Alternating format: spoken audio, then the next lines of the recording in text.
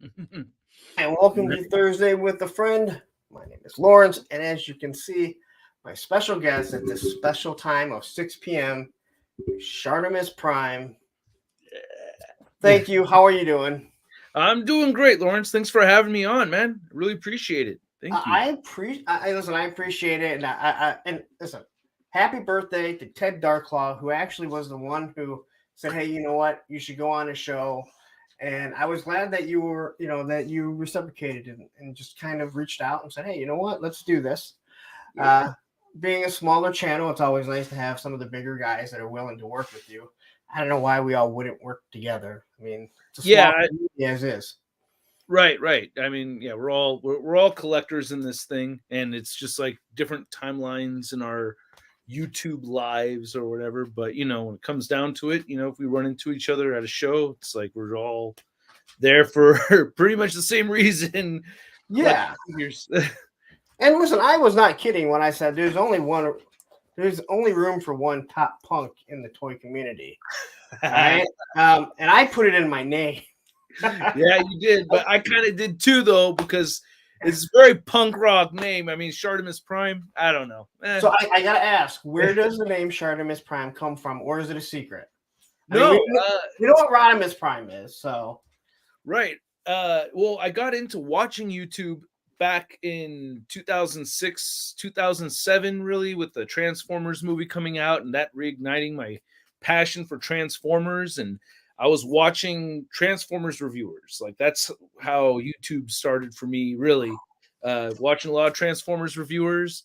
And I wanted to start a YouTube. At one point, I wanted to start a YouTube channel. I thought that there was a place for somebody like me on the YouTube platform, because like I felt like nobody out there had like the same kind of energy that I had for figures, and I wanted to kind of show that there are collectors out there that don't necessarily fit into the box of like the stereotype of like the nerdy guy in the basement who never talks to people, And I was like, no, man, I collect figures and I can get laid. Watch and have time and joke around. I play in a band. I'm out there living my best life and coming home, playing with figures, living my best life. And I know I'm not the only one who's like that. So I figured, hey, let's give it a shot. Get out there. And fairly early on, like the persona that I put out there, which is me, like it's very much me, has been consistent throughout my career. Like I'm talking about feet and all that stuff, like from video number 2, like it's all fairly, or video number 3, maybe the Avengers collection video. So started with Transformers. I wanted people to know that I had a sense of humor. So I thought ShartimusPrime, especially because I'm an ass man. And that's like been a common joke with people in my personal life, is that, I'm the ass man. I take long, fat shits. I fart everywhere. I love looking at women's butts, like ass man all the way. So I thought like fart man or ShartimusPrime, because I saw that there's a Kalel Prime and, Chukatron and, who's like, there's quite a few other names out there based off of Transformer names that inspired me to go with like a Transformers theme. So I thought ShartimusPrime, that's hilarious, but not hilarious enough, not dirty enough. ShartimusPrime's got to be grosser than a FartimusPrime. So I went with ShartimusPrime instead. But ShartimusPrime, like Shart, actually goes over a lot of people's heads. Like they It don't does. understand what it is. So you can get away with it in public where like an older person wouldn't know what you're talking about. Where if they had heard Fartimus, they'd be like, that's so disgusting. And then it's like a Shart is so much worse. Yeah. No, I mean, just a quick little story, just to narrow it down. I had the privilege of interviewing Peter Cullen, who Peter Cullen did the voice of Optimus Prime. Yep. And he didn't know what a Shart was. And after the interview, he asked about it. And my stupid ass just went and told him. And it just didn't end well from there. And, he didn't want the interview going up and stuff. And it created a whole thing with. So now ShartimusPrime and Optimus Prime just aren't really good friends. But the interview was great. Oh, because of the name? Yeah, he didn't. Yeah, he thought I was. Yeah, he thought I was like a hater, like a low key hater or something. Oh, okay. Yeah, he thought it was. Yeah, he didn't like it. And my dad was like, "You don't have to explain everything to everybody. You know that, like." You know what? I have the same issue. I feel like, hey, you know what? You should like. I'm a very open book about things. Yeah. Which again sometimes bites you in the ass. That's why I probably go 3+ hours on Monday nights. But that's crazy because I was just thinking like hearing Optimus Prime, his voice say Shartimus Prime, but now sounds like Yeah, he you're not never. going to hear that. No, never gonna hear that. He was like, "Well, that's a piece of shart. It's a piece of art." Yeah, and then away, I was like, "Ah, shit." What sucked is that I held my composure the whole interview. It was really tough to do that because he kept on doing voices. Like he was doing Optimus's voice a whole bunch of times, and I'm sitting right next to him doing an interview like this with the microphone. And he one time he grabs the microphone while I'm kind of holding it. He grabs it and he does the predator purr right there. Just ran chills up my spine. I was like, holy shit! And he didn't like after because you said it was after the interview. He didn't realize like you Yeah, weren't making yeah, shots at the whole thing. it was That's really strange. weird. Yeah, it was a weird situation. I think what it was a friend was just trying to make the interview happen, but I don't think their communication with Peter's PR people, like I don't think that they were really solid because it's like he didn't know who I was. Like I had assumed usually when I interview people, they have some kind of idea of like what idea I do Yeah, or whatever, you know what I mean? Like, or at least know what the name is, right? Like, but he didn't know anything about me going into it. I did my homework. Big thanks again to Epic Voice guy John Bailey. He gave me all kinds of good info and intel on, he's like, oh, he donates a lot of money towards science education for children. You should ask him about that. He'll really love it if you ask him about that. And I was like, oh, great. So I got all kinds of help from John, but and the interview went really, really well, and I'm really grateful for the opportunity. It's just that I wish I didn't. I lost the composure after the camera had shut off and geeked out off, and just didn't think straight. That's what happens sometimes. You geek out too hard, you don't think straight and say the wrong thing. and then your dad went all dad and said, "You don't have to explain everything." Yeah. Exactly. My dad's always in my corner, and he's so I'll tell him about these stories and these things that happen and stuff, and he'll throw his 2 cents in for sure. You know what? I mean, they should. I mean, my son is, you know, he's 17, so as you might imagine, we're at that point where we go at it. And I'm like, Well, just wait till you have kids and you'll see things a little different. I'm not oh, gonna be like you. I'm not gonna do this. I'm like, oh, I know that one. I know that one. yeah. No, I have 2 daughters, 6 and 4 years old. So that's going to be a whole other. It's gonna be a whole other game. I got a 14-year-old daughter and Oh, a geez. Yeah. almost 27-year-old stepdaughter that I raised since she was like 5. So Damn. Yeah. See, I'm gonna have to invest in Daisy Dukes or whatever the hell they're gonna try to wear so I could show my hairy legs. I saw a dad do that in a video where like a 13-year-old girl wanted to wear little shorts, so the dads just wear. It's a video of the dad. I know what you're talking about. I know exactly like, what video you're talking about. I'm gonna do it. Expect to see some hairy legs. See, do you mind me asking how old you are? Yeah, I'm 40 years old, but technically 42 because my 40th was during the pandemic. So I just say I'm 40, but yeah, I'm 42. So you're 42 and you have a 4-year-old and a 6-year-old? Yeah. Is that young or is that old? I don't know. I think that's old. I was 30 and 33. And the one thing I tell people about kids, it's like they don't care. They don't care how your knees feel when you get home. They want to jump on you. Mm-hmm. They don't care how your back feels. They don't care how tired you are. Mm-hmm. And if you don't even have to be a good parent, a decent parent, you're going to play with them. You're going to be crawling around with them. And I see these people that are 50 years old having kids, and I'm like, what the hell are you thinking? Oh yeah, man. No, that's tough. Yeah. Because I'm gonna be. I mean, I feel like I just made it around the cutoff. Yeah. Yeah. I guess I was about 4 years older than my dad was when he had me, and him and my mom had me. So I figured, okay, about 4 years older than my dad, and that's like my dad was still able to definitely kick my ass when I was in high school. So I feel like that 4 year, yeah. I mean, you're talking about having like it's a normal thing for a teenager to go through. You're going to push your boundaries and everything, and but yeah, when I get older, I'm gonna have to, there's, I'm not, there's gonna be dudes. There's gonna be dudes around.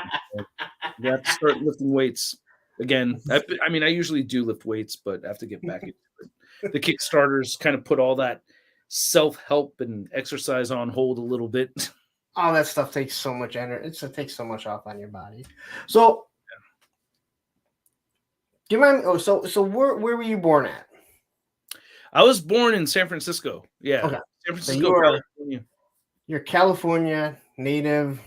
Mm-hmm. Yeah. Grew up Born in and the Bay raised. Area. Say it again. Sorry. Just born and raised.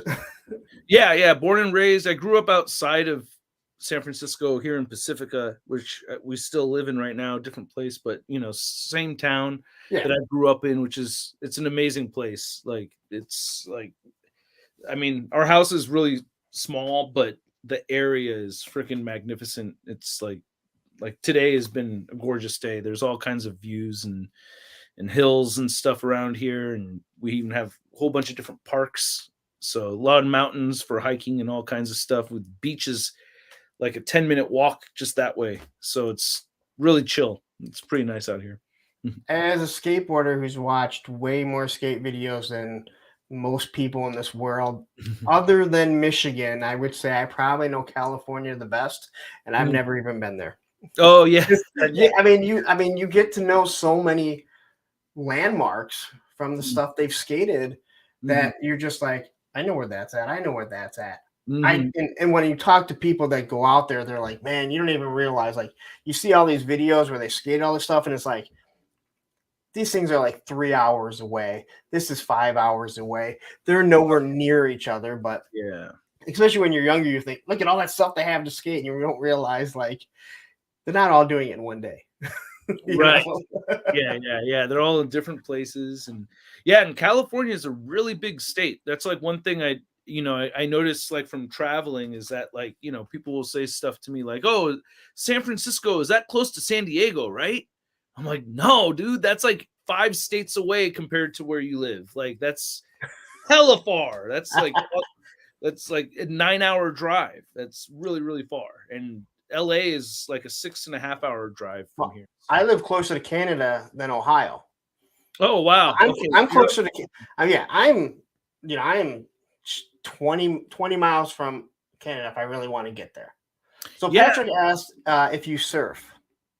No, I almost I would like to, but I used to boogie board when I was younger, and then like about 10 years ago or so, I just randomly, I think I had gone through a little spell with no drumming, and I wanted to just do something kind of crazy, and just grabbed the old boogie board and went for it, and got sucked in by undertow and ended up like way out there into the fucking ocean, and it was pretty damn scary, man. So I stopped that after. I was like, you know what? Yeah, just get back to drumming. So that type of stuff, I don't want to be in the ocean. Like, I'm not a thrill seeker. I like to skateboard, but I'm not a thrill seeker. Yeah, I will say there was a moment where I fell off the boogie board, and I was like straight up in the ocean, like by myself, like past the surfers. Like, imagine like you're like behind the surfers. So there was a moment of me just like swimming in the ocean just by myself. And I mean, it was scary as shit, but it was also very peaceful. It was kind of, for a brief moment, I was able to kind of soak it in. I was like, wait, this is actually kind of nice for a second. Okay, like, go get your boogie board. Go get your board.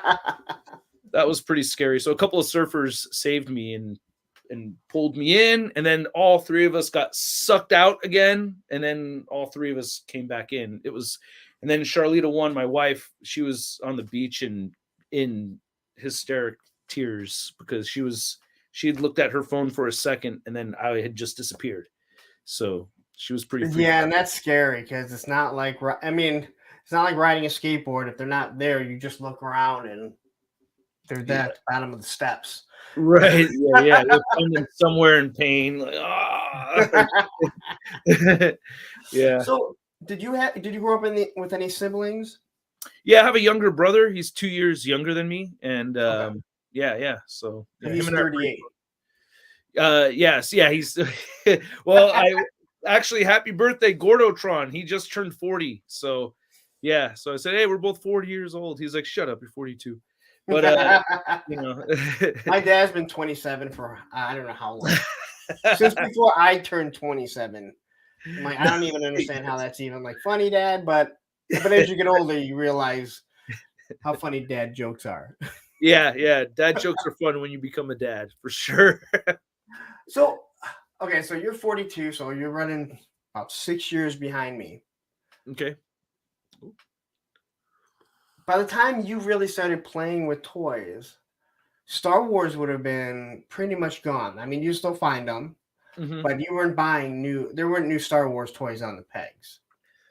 If they were there, I didn't care. That was all about Transformers. Like Transformers. Well, my very first toys I remember playing with are the DC Superpowers. Yep. Squeezing the legs. I loved those. And I remember the first time I actually like remember seeing superheroes was Batman and Robin on the Scooby-Doo show. And hold on. I'm sorry. I was just talking to Tony Figs today, and I'm like, my next live stream, I just want it to be something. I've been too like serious. I'm like, you know what? I'm just gonna do like 80s cartoons, and he's like rattling off a whole bunch back and forth. This was literally today, and he brought up Scooby-Doo. I'm like, I never really watched Scooby-Doo. I mean, I've seen Scooby-Doo, but I never like watched it. I'm like, I was just waiting for the Batman and Robin episode to show up.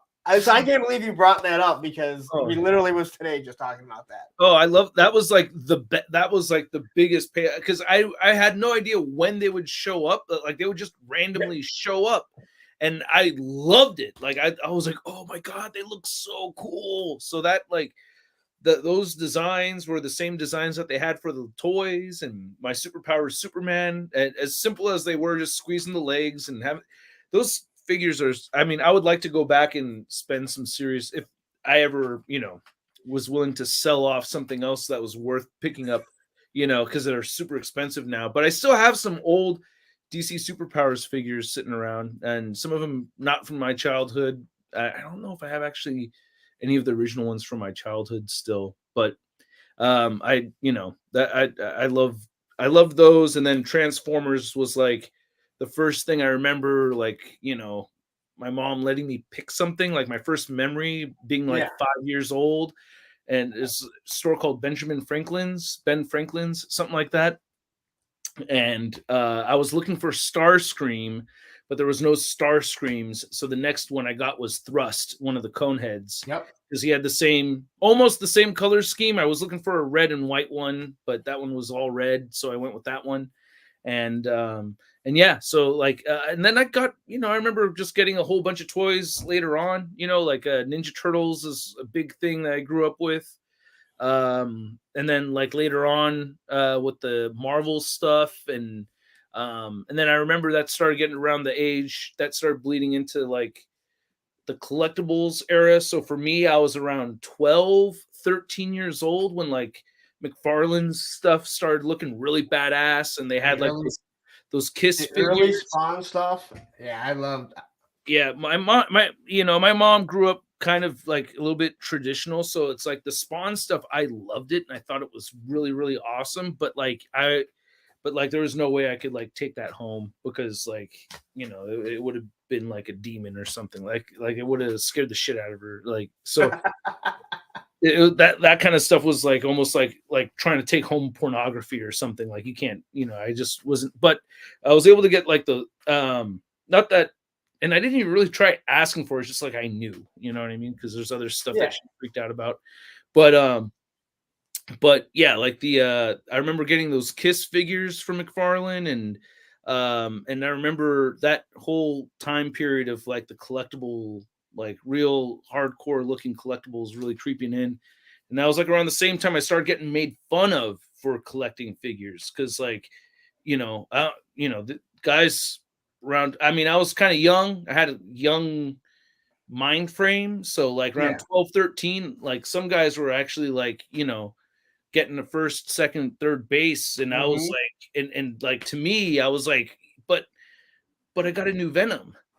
Like and like I was just kind of like mentally behind, I guess, compared to some of my other classmates. Ben Franklin's. Jane, Yeah, there you go. Yeah, Ben Franklin's. I don't remember. I don't remember Ben Franklin's. I know, like, I remember it was 8th grade, and I was I was into skateboarding, but at some point, there was a kid that I didn't grow up with, but he was in school, and we were buying GI Joes.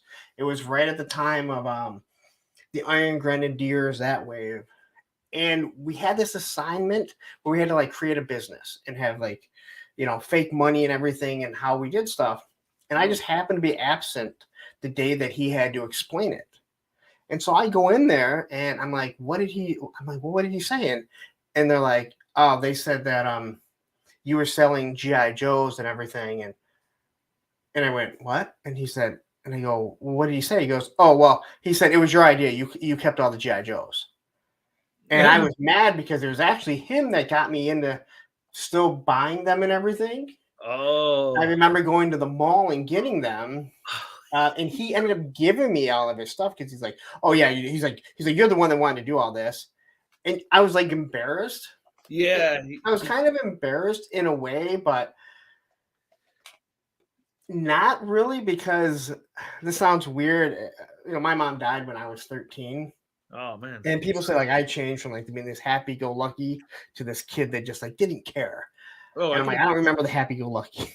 I was just, I don't want to say always angry, but I still have like those Iron Grenadiers and a lot of those figures uh, today. But I just remember being like, kind of like embarrassed because, and I think I was more embarrassed because he lied about it, and it was like, I don't Yeah. even care that we were, but like, why would you just say me and not like this is what we were like? You could have phrased it another way. But then we go on to high school, and I skateboarded, and I don't know if I ever talked to the kid again. And Yeah. listen, if you're a skateboarder in the '90s, there weren't many of you, and you were going to be made fun of. So, Around here, there's a lot of. It seemed like everybody had a skateboard around here. It well, was yeah, California. like everybody just had one. Oh, well, I mean, well, what did you say? 6 year difference. I guess maybe in that time frame, it was a little bit more normalized.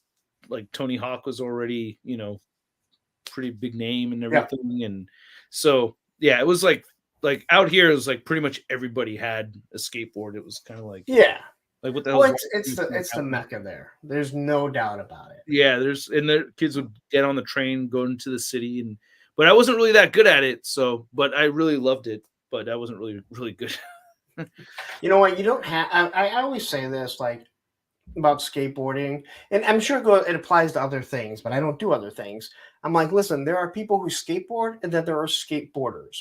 You don't have to be great at skateboarding to be considered a skateboarder. You just have to love it. There are people that I've seen that they're just skateboarders. They do it because they're good at it. They enjoy it. They will put down their skateboard for nine months, a year. Don't even care. They step right back on it, and it's like they never missed a beat. And you're like, Mhm. wish I had that damn talent because it's all that I want to do. And I would say it's the same with musicians. There are musicians that probably aren't that good, but they just absolutely love it. And then Well, there's other people that just like pick it up, and you're like, fuck you. yeah, I'm definitely one of the. It's kind of funny because like I had a serious skateboard accident when I was in high school, and I've told this story before, but it kind of launched me into like No, collecting. I've never heard it. I'm not, so I am interested. I mean, we have a lot of like really steep hills around here, like Yes. really steep hills. I listen. I see the bombs, the hill bombs that these guys do. I hate it. Even when I was younger, I was never a daredevil, and I've always been one to respect. I'm the weird punk. I'm the straight edge punk rocking skateboarder that doesn't have tattoos, that doesn't like fuck authority, even though it's one of my favorite songs. I don't challenge the police. They're there to do their job. Security guards are there to do their job. So, but I see the bombs they do, and there have been kids that have been killed doing it. Oh yeah. And you watch them, like they go right through, and if a car hits them and you see cars come close, it's not the car's fault. Yeah. No, I have a weird thing with speed. I love going fast. I used to ride my bike everywhere. I had a speedometer on my bike, and I would, I remember like the fastest I got was 47 miles an hour. I was given, and I'm kind of going back into it. I got a super scooter. So Segway hooked me up with this G2 Segway super scooter that goes 45 miles an hour. And I'm back doing the same shit, but I have a helmet though. I wear a helmet, and I'm going for speed, man. I'll lean back and sit real low and zoom down these hills, and it's like,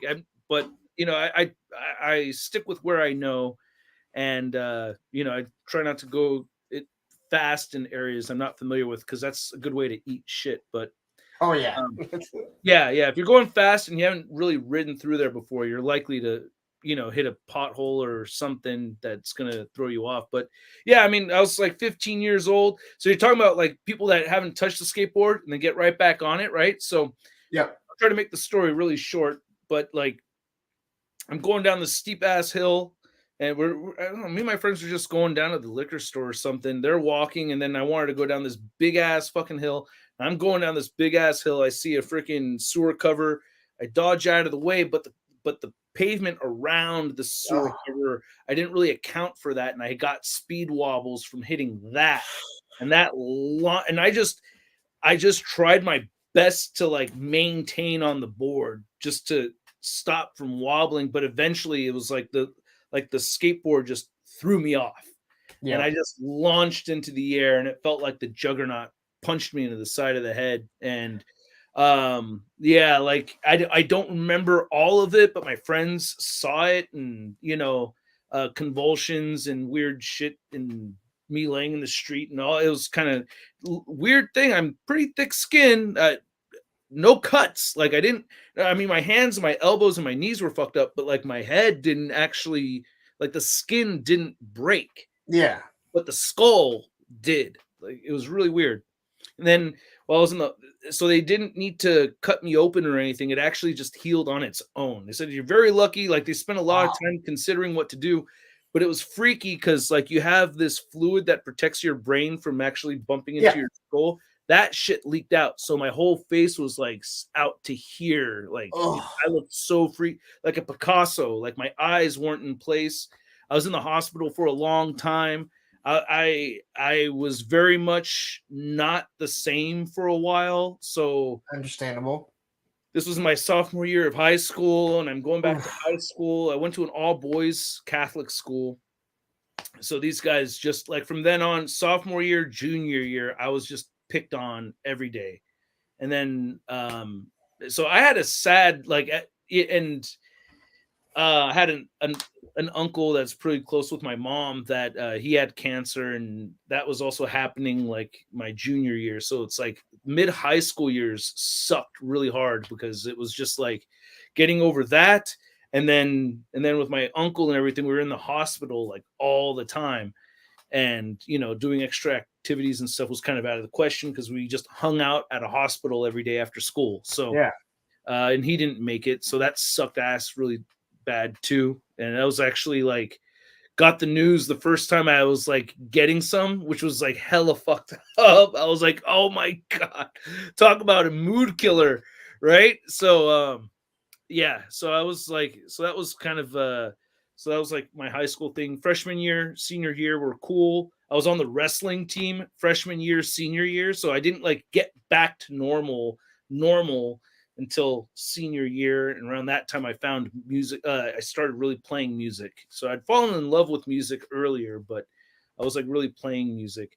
But just going back to what I was saying with the skateboard thing, I hadn't touched a skateboard again until like 2004. I was on on tour with one of the bands I was in, and I was in Boulder, I think Boulder, Colorado, and a buddy of ours that we were staying with had a skateboard, and I was like, "Fucking shit, I haven't ridden a skateboard in so long, man. And damn, I'm kind of scared, but I'm gonna do it." And I was fucking riding around. It seemed great, and then eventually the wheels caught like a curb, and I flew off the skateboard and ate shit again. I didn't break a skull, but I was like, "Yep, I suck just as bad as I did then, as I do now. Like I am just awful at this." Like so, that was like the last time I was like, "Man, I just suck at this." Whatever. So, all right. So, let's get into some music here before we get into your Kickstarter, if you don't mind. And we will talk about the Kickstarter, but oh yeah, do we have any? If we get new backers, I'll hit the Infinity Gauntlet. That's one thing that we've been doing is I've caught you on a few streams, and I gotta say, I watched the 3POA one. I'm not a huge fan of the 3POA, but I thought Bobby asked some very serious questions. Right. And being a designer, I thought he did a really good job. But you seemed kind of nervous, and then when you were on Hella Dope Toys, you seemed a little bit better. When you got on with Dan Larson, I watched. I'm like, you seem so comfortable on with him, and I think a lot of times it just has to do with who you're on, how they act and everything. So. And you seem like very comfortable here, maybe because it's a punk rock thing, and well, and there's like we already have like a whole bunch of similarities thing, but I mean, like certain, I know, like I felt like the hosts at the 3POA over there during that stream were really respectful towards street humans and everything, but like. Their audience, on the other hand, like if every time I looked in the chat, I was like, "Oh man, that's like not as friendly as the hosts." Let's just say that. No, and again, I know enough about them and everything, and you hear enough, especially when you're in this. And again, I thought they did a really nice job. I thought they were respectful. They were probably more than what I thought they were going to be. But Bobby asked some really hard questions when you were on there that other people wouldn't. I know I wouldn't, because I don't understand all that stuff. And that was actually the reason why I had asked you before when you were one of the questions I had asked on when you were on Hella Dope Toys about, have you thought about bringing on the project manager or your designer? And you talked about it. You said, I did have him on one of the streams or something like that. So I forget exactly, but I mean, again, there's so much into creating an action figure, but yeah. So, do you want to talk about that now, or do you want to talk about music? Because I want to hit both. Because either way, whatever. Either way is cool. I mean, shoot. I mean, because we're kind of talking about. Well, we're kind of talking about it, right? Yeah, let's talk about it. We're talking about it now already. So yeah, listen. I go around in circles. In circles. I have a hard time staying on track. The name of my show is Monday Night Toy Ramblings, so you can imagine. All right.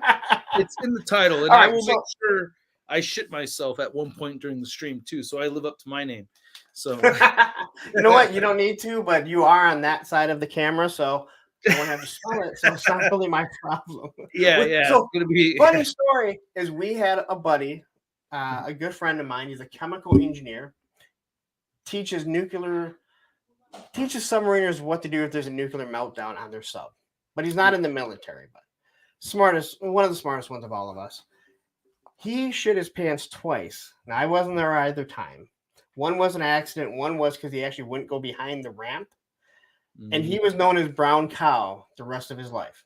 So to this day, if I said, "Hey, dude, Brown Cow, what's up?" Like, he's gonna laugh about it. He didn't take it offensively because he knew what he did, but yeah. No one could understand it. Like, no one could. Like, why didn't you just go around, shit on the ground, wipe your ass with your underwear, and call it a day rather than shit your pants? But whatever, man. Sometimes it slips out, So obviously, you're a big toy collector, as I mentioned. You're probably the biggest ToyTuber. I know there's other bigger people kids that talk about toys, but as for an adult collectible, I believe you're the biggest ToyTuber that there is. One You of were them. really the first. Well, I mean, there's like you, Dan Larson, Pixel Dan, but for the most part, you guys are, the big ones, and you guys can make a living off of it. I don't know how anyone can make a living off YouTube. I see what they pay. Yeah, it's not easy. It's definitely amazing to do, but there is a hustle involved. And do you work a full-time job? I have a part-time job Okay. I teach drum lessons a couple days a week, and I gig. So Okay. So you are able to make a living off of doing YouTube at this point? Yes. And I also, but it helps definitely. I mean, I have to have sponsorships, like Yes. I do Whatnot, Big Bad Toy Store. I have my sponsors, and I also do the music stuff too. So it's like, if I were to look at just the money I get for posting YouTube content, I would not survive on that. Like, I couldn't make it on just no. And I watch a lot of YouTubers like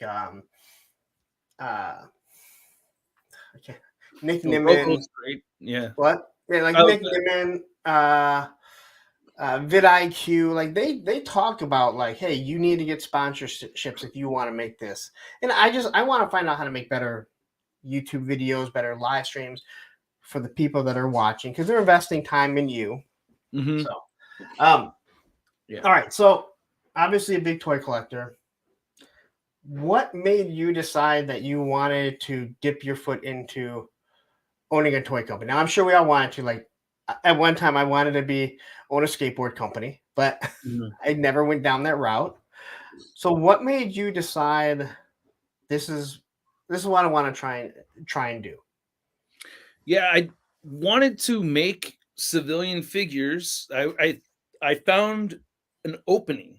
I really thought that there was a missing sector in the whole collecting realm, especially for 1/12 scale figures, that we didn't really have solid civilian figures or a variety of civilian figures available to us.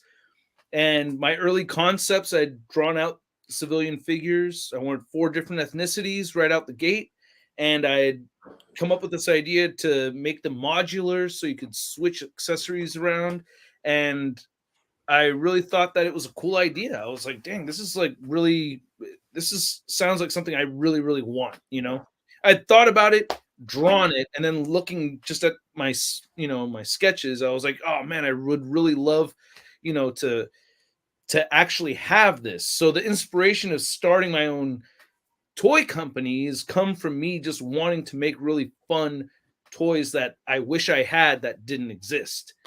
And the possibilities with it are limitless. Like, it's almost like an empty canvas. These figures have so much potential to grow and change, and to have other parts added and swapped with them. I just thought it was just a really fun, cool idea. And then going through the process of designing them, of working closely with the designer, working closely with the sculptor, having all of that very much reminded me of being in a band and writing music together and having that artistic collaboration. It made me fall in love with that process. I would get giddy and geek out, and seeing things come back after having meetings and everything, and just getting really excited about it. Like, I was like, man, this is amazing. I've always been a creator of one thing or another, whether it's, just drawing, creating music, and now I want to create figures, and I love it. I love creating. So I find that interesting, but I want to. So Rhoda Jim says, "Hey guys, I think you meant Shart. Will Street Humans be available at a later date, having financial turmoil?" I believe if you go through Big Bad Toys, like, you won't get charged until they get sent out, if it does back, correct? Right. Yeah. Go through Big Bad Toy Store, man. That's a good way to go for sure. Yeah. Because that way, like, you don't have to worry about it. And listen, I heard you on Dan when you were on with Dan Larson, and you talked about you know, like people like were like not people, but you guys talked about how other Kickstarters have backed and people had screwed them over. They took the money, they never delivered product, and Mm. everything that you said was like. And I say the same thing, like, hey, listen, I'll try and sell my buddies like 3D printed stuff because I have a name and I have almost 3,000 subscribers. And I'm like, I have a name, you know where I'm at.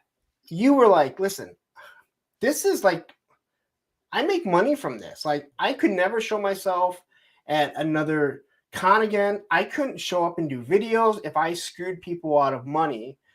Um, I couldn't get it a. would be stupid. I It would couldn't. just be stupid. Yeah, I couldn't go to Target. I wouldn't be able to go to get it. I mean, I've gotten recognized in the weirdest places, man. I've been spotted in the wild countless times. So could you? And it's always positive, but I can't imagine doing something so terrible to set myself up. You know what I mean? Like, could you imagine I'm Yeah. at a Target with my kids? Because my kids get excited when they see me get recognized. They love it. They get a Oh, that's huge cool. kick out of it. So could you imagine how much that would break my heart to get recognized by somebody and the reaction is, "Hey man, you ripped us off on those street humans, man," and to see that negative reaction in front of my kids, like, oh my God, and well earned. If somebody does something like that, they deserve to get told off. So Yeah. I couldn't live with myself. I couldn't let that be. I couldn't carry on in society or even just function doing something like that. I can't imagine myself doing something like that. This is especially the goal here being that I want to add something to Yeah. what's not there. Like I really want that to exist. I want us to have good civilian figures. And the other thing I think, what like I said, your kids enjoy when they see you because you're not like a mega celebrity where you would assume like a Tom Cruise or all those people, like their kids would probably get annoyed with it. Where for your kids, it's like these people that see you, they enjoy something that you do, and Right. they don't see it all the time, so they probably think it's so cool. And but they're 4 and 6, so Yeah. anything that Daddy does is cool. Yeah. So James asked, "Did you think about doing 1/18th scale figs?" I've been asked this before. I really have not considered it. I'm not really interested in the 1/18th scale. I mean, I have some figures that I have that I do really like that are 1/18th scale, but as far as me making 1/18th scale figures, it's not really on the table because there's so many other things I want to do with the 1/12 scale line. So that's not. I mean, that would have to be like ridiculously later if that were to be something I did. So another question that was asked, and I know you've answered this, and we've talked about this not with you but for other Kickstarters, is why at this time. Hmm. Obviously, Hasbro seems to always have a Kickstarter going.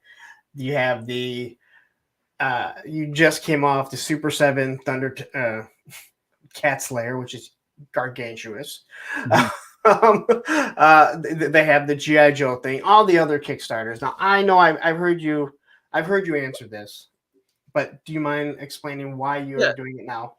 yeah. I mean, my timeline is based off of my timeline, so nobody else's projects are considered while while I came up with this timeline. Now, keep in mind this was mapped out over a year in advance. Like it's not like I thought of going with October, like back in August. Like no, this was like way before because you have to plan for what other people are going to be able to deliver to fit into that timeline. So with sculpting work, like people, not just the sculptor, the factory, people get busy. People have other projects they're working on. So you kind of have to wait your turn and work around with what people are able to do within their means and what I'm able to do within my means. So that's just where the timeline, that's where it landed for us was October this year. And if I could, I did extend the Kickstarter 7 days, which I'm really grateful for. My wife thought of doing that, and I think that's going to help things, because last weekend would have been the final couple of days, and Hasbro just had another event that weekend, and that would have probably just completely overshadowed what I'm doing, I assume. So, and then the week before that, the HasLab. So I think with it ending this Saturday, it's giving me just this little sliver of a window where nothing else is really happening this weekend, and it's before all the Black Friday stuff and all that stuff. So, stuff. But yeah, I think this is a nice little window that we have right here before the holiday sales and all that shit really kicks in. Oh, Fuller's Okay, Figs. and so thank you, man. Fuller Figs. They said I know about the Kickstarter. Just looked at the images and they looked fantastic. Loving jeans, guys. All right, so I'm gonna have Fuller on. It's gonna be a recorded one. It will be on Thanksgiving Day. That's why it's gonna be recorded. But he is out of Ireland, I do believe. I'm sorry if I mess it up, Connor. Oh, if you are in a different country, you can go through Hella Dope Toys, and there are links in the description. So our buddies Ted and Aaron at Hella Dope Toys are doing all the international stuff. So Connor, if you are interested, you know what, go there and back it, because I don't think have the BBTS numbers and stuff been added to it yet. Yes, yeah, the BBTS numbers are in. Yeah. Okay. And yeah, it's definitely interesting. And I know there was a lot of talk about the jeans and black pants. And I like the camouflage, and I think it actually pops better. And I'm gonna pull these up really quick here. Sure.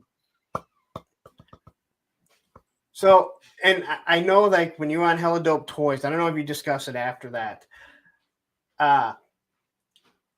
You showed like a couple different images if they just had like the blue jeans, and I'm like, it just doesn't, like, the camouflage just looks better. And I don't wear camo, but maybe it's from being like a punk and a skater. I think the camo looks better.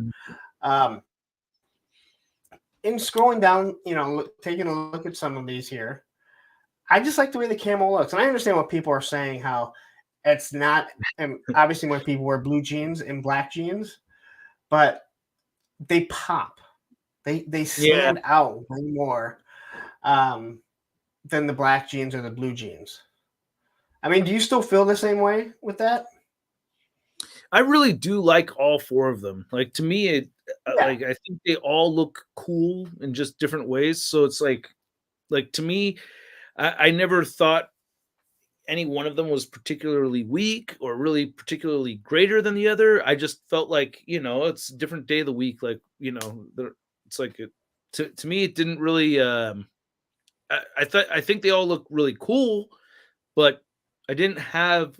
I guess, like, maybe the black pants stood out to me because I wear black pants all the time, and I didn't want to make the figure like a Shartimus figure. I didn't want it to be a Latino, you know, leather jacket with black pants. Like, that's straight up me. You know what I mean? I didn't want the figure line to be just a bunch of Shartimus figures. So, you know, I don't have camo pants either, but I think it looks cool.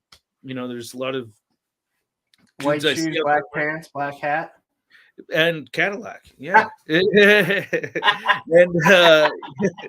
you can't say that without me saying Cadillac. But it used to be a discussion on a whole different Facebook group I used to be in, that some people would argue that that's not what he said, and it's like, well, first off, all you have to do is Google it, but just listen to it or watch the video.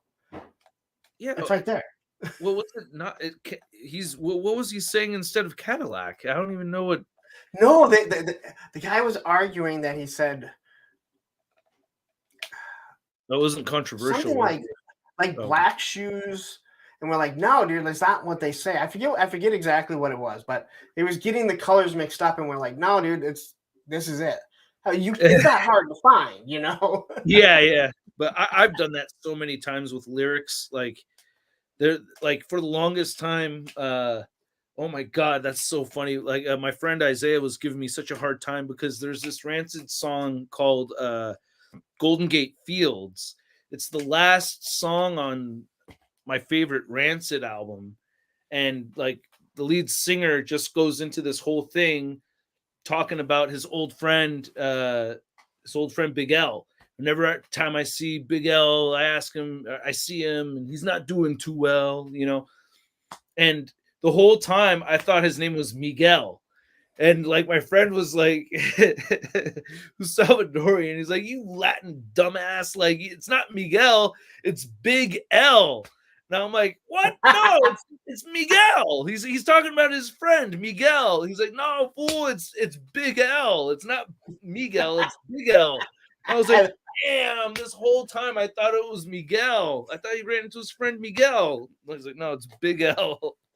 So, but yeah, so I do that with lyrics all the time.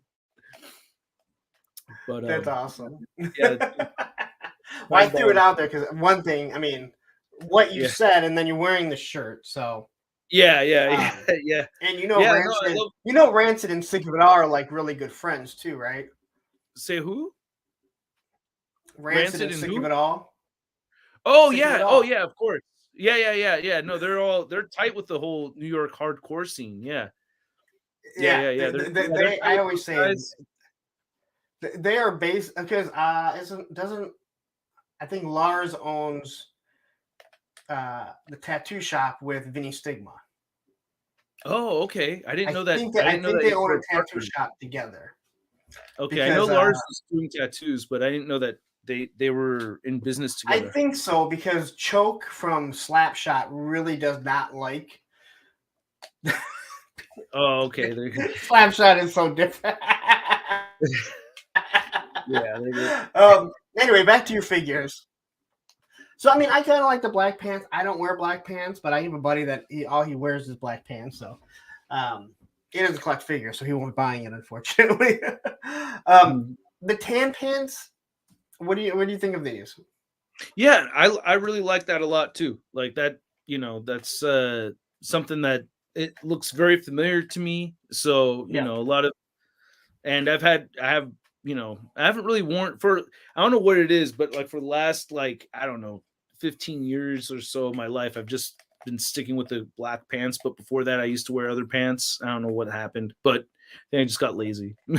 And, yeah, so yeah, the khakis, I have khakis. I think that look overall is very familiar to me. So, I definitely wanted to have khakis, and I thought, all these pants, I wanted them to really work well so that you could interchange. Like the whole goal was for people to have all 4 different ethnicities right out from the gate. I wanted people to have, the ability to, say like, oh, I don't want my Latin character with the khaki pants. I want to give him, the blue jeans, and then I'll give the khakis to the white character, and I want to give the black pants to the black character, and give the camo to the Asian character. I want people to, have that experience of just like customizing their collection of street humans any way they want. So I really want the all 4 figures to be available.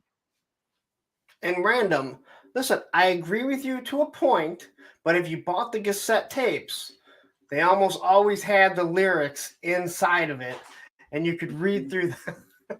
That's an old school thing, man. I miss that. Just sitting there. My dad had a really dope ass stereo, and I remember like sitting there. He'd let me. My dad used to record music, so I guess that's one reason why I got into music so much. So my dad had a recording studio in not really a basement, but it was like this den room, and he had it all like the sound that the walls had the foam stuff all over, and old school analog reel to reel and all kinds of equipment, huge mixer, like the whole thing, man. And people would show up with these weird shaped cases. Like he recorded all kinds of different musicians, not just guitar players, but like there were flute players, piano players, cellos, all kinds of stuff. And it sucked because we had to be quiet in the house the whole time. But when I got a little older, like 11 and 12, he would let me just chill there and listen to music, and like, I don't know, like those memories of just, and later on, just hanging in my room, like we would listen to music and just read the lyrics as you're listening to it, and just listen to a whole album all the way through, like you're watching a movie by yourself or something, right? Like you just chill there and listen and read, like, and that was like a fun thing to do. So before we get back to this, what's funny about that is, as I'm a punk rocker, but I did like some of the early rap, like Public Enemy and NWA, DLC, stuff like that, right? If I turn on Public Enemy, Fear of a Black Planet, and I just sit back and I listen to it, I know exactly where in Super Mario Brothers 2 where I'm at, because I would turn the cassette on and I would start playing it. And if you remember the side scrollers, you knew exactly where to jump and everything and how long it took you to beat the game or wherever. So if I turn on Fear of a Black Planet and I start listening to it, in my mind, I am picturing exactly where I am playing that stupid video game. Oh, wow. Oh, yeah. Nice. It's crazy to think like that, but that's exactly how I would see it. So no, I really do like the Blue Jeans. Yeah, they've kind of grown on me. When I first saw them, I was like, eh. But I like what you said in another stream about they're giving you civilians, but every civilian's in a suit. I think that's why people like the Tracksuit Mafia, that it's like, it's something different if you want to not make them mafia. You have a tracksuit. Right. But there really aren't a lot of figures, if any, that have just like jeans and a t-shirt on, different things like that. Now, I got to ask you about the name. And I know Bobby asked you about the name, and I wasn't following you. So where does Street Humans come from? So I wanted the name to have like a B-movie vibe. Like I wanted it to have kind of a campy, little bit of a silly tone to it. I hear 80s B horror movie right there. Like, that's honestly, like, yes. That's what 80s horror B movie kind of thing. Street Humans, like it's not, I'm not trying to come up. It's supposed to be a little bit silly. I wanted this to, we're talking about aliens that look like humans and stuff. I was kind of like thinking along the lines of like They Live. Like, I don't know. I felt like I love They Live, and I love the title of They Live, but it very much has that, like, that B-movie vibe just by saying the name, right? Like, They Live. Like, you get the idea of it right away. So I wanted Street Humans to kind of give that vibe right out the gate. Like, okay, there's a campiness to this. And then the deeper logic behind it, as I was fleshing out the story, is that we are street humans. The name Street Humans is these Uduban alien characters calling us that. So they see how we are obsessed with streets, and we have these streets everywhere. They see us on these streets. They see streets. They see humans. They just call us Street Humans. And that's where it comes from. So that's their name for us. Yeah, so instead of just saying, oh, those are the humans, they just say they're the street humans. Right. They say, it's nothing too complicated. It's nothing where it's like, okay, that I follow. That makes, I think you got a little, I know when Bobby asked you, I feel like you were a little like, oh shit, I don't know how to like. Well, he was kind of like digging, right? He's like, it doesn't make sense. Shouldn't they be called, like, if they're Transformers, then if they're, he started, I'm like, look at it like Walking Dead, okay? Here you go. It's like Walking Dead. The zombies are not the Walking Dead. It's the humans. The survivors are the Walking Dead. So it's us that are the Street Humans. They are Udubans. Yeah. So. All right. So Exactly. Different faces and the different faces that you gave them, is there anything behind that, or is there just, I saw some of your designs, I think when you were on with Dan Larson, that you kind of pulled that book out and kind of was showing him like, hey, I've had these for a long time.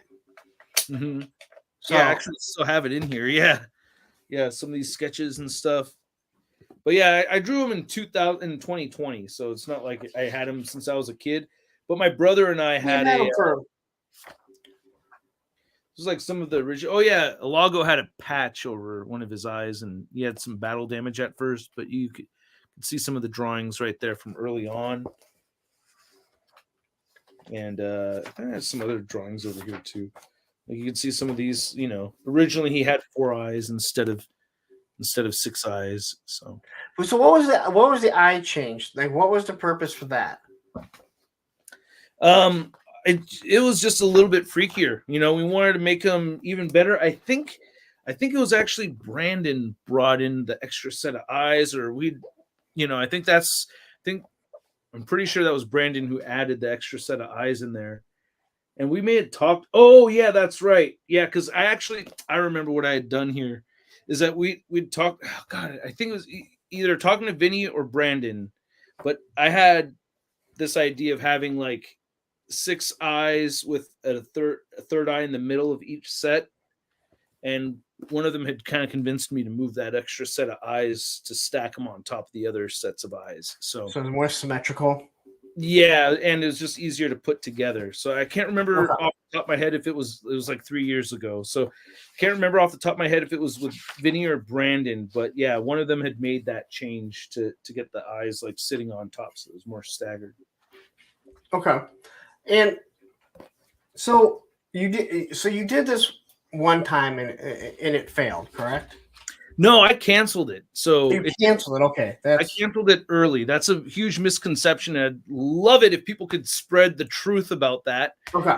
But instead of, because I mean, if you go to that page, it says canceled. So you can. So what was the reason why you canceled it? I didn't have a prototype, and I didn't think that I deserved people's backing without a prototype there, because I personally would rather see a prototype when backing a project. So I'm not going to ask the collecting community of something that I wouldn't necessarily want to have if I was on that end, And I'm not sure why. I don't understand why people would be upset by that, because I mean, that's you taking accountability of like, all right, you know what?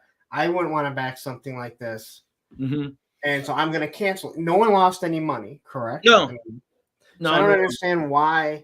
I mean, I could see people asking the question and why they would ask the question.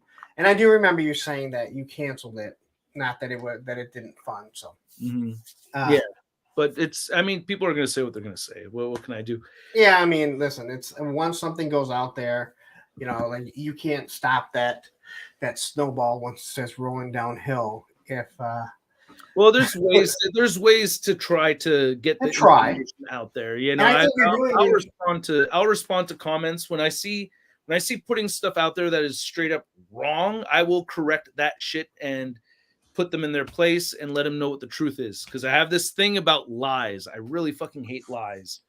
And there's a way to, I always say there's a way to ask things. And that's why, like, I mean, there were some questions here, like I could have been, if I could have asked them in a different way. And I always say, listen, my ex and I, we were never married, but we had 2 kids. Mm-hmm. And I've seen clients for 20 plus years at the same job that I've been at. Right. And there are some people that would say, why aren't you guys married? You're just wondering. Then I have people that go, why aren't you guys married? Well, now you're you're judging me, and it's none of your fucking business. But if you're just asking me a question of like, hey, how come you guys never got married because you're wondering, that's one thing. But again, I think sometimes when people ask certain questions, they're not really questioning you. They're making a statement because they want to be a dick. And I can be a dick for anyone. But I don't, I'm like I said, I'm not looking to ambush people. I know there's a lot of live streams that want to do that. Yeah, no, I don't have. Yeah, no, I'm not worried about any of that. But, it's like, I mean, if they're asking, even if it's coming off kind of judgy or rude, that's one thing. But it's like when people like spread misinformation, that bothers me. I could, if the question comes off a little bit rude, I may respond with a little bit of attitude if I'm given some attitude. But for the most part, I'm fine with it. But I do get a little bit upset when people like will repeat something that's just not true, because it's like, hey man, come on, why are you lying for? Why are you lying? We don't need lies. And some people don't know. Some people don't know, and when you correct them, they go, oh, okay. But then there's other people that Oh, why are doesn't you matter. so sensitive? Then they want to be like, I- "Oh, why are you all so sensitive? You're all so defensive." And I'm like, "Yo, dude, Yeah. it's Someone a lie." So someone made a comment on my Agent Helix video today because the arm was broken, and he said, these are really no more than a $5 figure, but we're stuck having to buy it. And it's like, what world do you live in that you would think that this is a $5 figure? This here costs like $2, right? Mhm. So, you look at like an action figure and it's like, yeah, it's not a $5 figure, especially considering O-ring figures were almost $3 almost 40 years ago. And again, it blows my mind because it's like, it's not 40 years ago anymore. Right? No one's buying cars for 10 grand. Yeah. Right? Like, good luck on that. So why are you upset when your action figures cost more? Yeah, I mean the price of these street humans, like for a Kickstarter, is ridiculously lower than what you see out there compared to most. There's like I really am trying my best to keep the price point as low as possible with this particular run, and it's tricky. So, but people don't think about like freight shipping. You know what I mean? Yep. Like there's all kinds of costs like in the Kickstarter funding goal that is part of just getting the figures over here, or fees to the Kickstarter, processing fees, like there's all kinds of stuff outside of the actual plastic itself to make sure that it actually gets over here and it's deliverable. So there's but I haven't included the cost like of the sculptors, of the sculpt. That's not included in it. That's just out of my pocket. The designer's money, that's out of pocket. Like all the talent and work that has been put into the prototypes is not included in the Kickstarter. So And it's no one like, takes any of that into account. They just, yeah, they don't think about it. especially when it comes to Hasbro, they're like, oh, they're just getting $25 that are going in their pocket. It's like all the people that it costs to make it, that design it, that sculpt it, the shipping, Mhm. and then you also have to add in the Taxes. shareholders. Yeah, There's so many things. That's a whole other game. Mhm. Yeah. So if this does fund, where do you see the line? Like, where do you want to take the line? Do you want this to continue on, or are you looking to just get a few figures out there? And No, I have all kind. I want more. I want variants available with different color schemes. The idea of having black tank tops instead of white tank tops, like variants with new head sculpts is where I want to go with this, and have multi packs available so that we can have added accessories. So just I like offering head packs, I want to get as much stuff out there as I can that will help enhance the collection. So I'm thinking variants and accessories and flush out all the ideas that we have right now and then get into a wave 2 with female figures. And I have an idea, and then also get accessories together for the females. Excuse me, as well. And then a wave 3 of chunkier, bigger dudes would be really cool to do too. Yeah, I would love to do female figures for sure.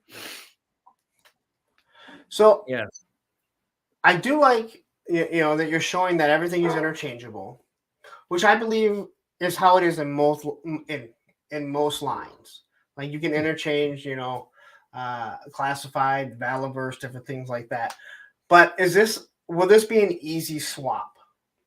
Or actually, is it something that needs to be heated up? And not that it matters, because I think that's all part of collecting. But do they need to be heated up, or will it be like an easy hot swap? as far as the interchangeability goes, Yeah. we're aiming for Build-A-Figure tension. So we Okay. want them to come apart without heating them up. We might have to go that route. It's a possibility that I'm going to try to avoid, because I want the figures to be fun right out the gate. I want people to be able to enjoy them as soon as they get them. I don't want people to have to heat them up. but heating them up over having a bunch of broken figures, that I would rather go with that. If we get to that point, I'd rather have people heat them up rather than having, you know, a bunch of brittle figures. But And it's and that's what I like when I do my reviews. I do like I show the figure right out of the box and I go through it. I don't do takes. I try not to do takes. And I try and articulate everything without heating it up. But I tell everyone, I'm like, listen, don't try and be He-Man. Don't break your figure on purpose to go, look, I had to heat it up. You know, be Right. smart enough to know, like, if you have to put too much pressure on it, stop for a second, get the blow dryer, use hot water. You know, there's nothing wrong with it because it's part of this community. But some people really have an issue with it, and yeah, it'd be great if we never had to. So Yeah, I want to but, avoid it. Like, I really do want to avoid yeah, it because yes, and that's the other thing about this line, which I think is great, is that I'm coming at this from the collector's point of view going into it. And while I mean, of course, I've had to heat up a whole bunch of figures. I get annoyed having to do that. I don't want people to have to do that. So I'd rather have the figures just be easy to swap right out the gate. So while it's possible, I'm going to try to avoid that being something that people have to do with their figures. Now, can you explain this issue with the butterfly joints? Now, I heard you talk about the butterfly joints being able to be popped out, and Mhm. we deleted the comments, guys, and that's because we didn't want to get things. And this has nothing to do with Shartimus. Just if anyone thinks it, this was myself and my Yeah. moderator that felt that it was best, so it wouldn't start a line of people thinking they just can come in and be assholes because you've been in my chats long enough. We don't put up with that shit. I'm the only one that can be an asshole here. Um, so the butterfly joints, are they going to be interchangeable? So yeah, and this is something that, you know, in the stream with Bobby that we talked about, and Bobby admitted this too, that having interchangeable, so we have these interchangeable arms and they pop off over here, Hold on, and that I want to. allows us to put on the different garments. So that's part of the stretch goals, is taking off, and I have some sticky tack holding that together. So you can see we have the butterfly joints right here, Yep. and this was really tricky to get down to have this function so that we could pop these off without the butterfly joint coming out, because McFarlane does this too. And I think I demonstrated this somewhere else, but like, you know, you could pop off the arm on a McFarlane toy, but these slide off super easy. So the idea that I was thinking was, well, maybe we could have an interchangeable set of these things to go with each one so that we're covering that color discrepancy right there. Because Okay. what's gonna happen is when you put the sleeve over them, you're gonna see that flesh tone come through a little bit. And unfortunately, we could have gone with the direction of having extra pieces, but I didn't want you guys, especially for army builders, I didn't want you guys to have a bunch of extra pieces sitting around. And as far as developing the technology to having, and this is what Bobby was saying, that like you can't take the butterfly joint out with the arm, it's going to come apart. And the engineering involved to make sure that you could take off the butterfly joint with the arm and then put in another butterfly joint with the next set of arms, that would be so costly that the figures themselves will either have run into a lot of potential QC issues, or two, be so costly that they're not going to be suitably priced as army builders. So it's one of those things where it's like you kind of have to play this game of choosing the lesser of two evils over here. And that's, while I prefer to not have the flesh tone be exposed, we're gonna do everything we can to hide it. It's definitely a concern. I've definitely looked into it. It's just that at this point, where we're at with the figures, is that it's going to be exposed at certain angles, and people will just have to and there's certain angles that I've been able to use where they're not that noticeable. with the butterfly joint being there. See, unlike the Luke, well, I don't have the Luke Cage figure, but the Hasbro Luke Cage figure, you could see his flesh tone in the armpits. Because we have these butterfly joints, it actually makes it easier to hide that flesh tone in there, you know? So you can move this Yep. around. See, when it's moved all the way back, you're obviously seeing it right there, but you could hide it. There's ways where you could hide it. Same thing on the back right here. That's really annoying me, but you could hide it by just moving that butterfly joint around a little bit. Again, the lesser of two evils over here. Not ideal to have this, sticking out there, but I would rather have you have to manage that than manage broken arms from popping these on and off, or broken shoulders, or a bunch of extra loose pieces hanging around that you're never going to use. That's just going to frustrate you. Okay, so all about the villains asks, is that just copy McFarlane? Now, before you answer, I just want to say, every company in every walk of life takes cues from other companies in their same field. Mm-hmm. And I mean, from cars to radios. So I'm going to let you answer it and how you feel. So let me understand the question. I don't really get the It just question. says, is that so? The butterfly joints, how you showed the McFarlane, he's asking, is that just copying? Like, it sounds like he's asking, are you just copying it? Well, I'm improving it. I've never seen anybody do this before. I've never seen interchangeable butterfly joints without pieces coming out.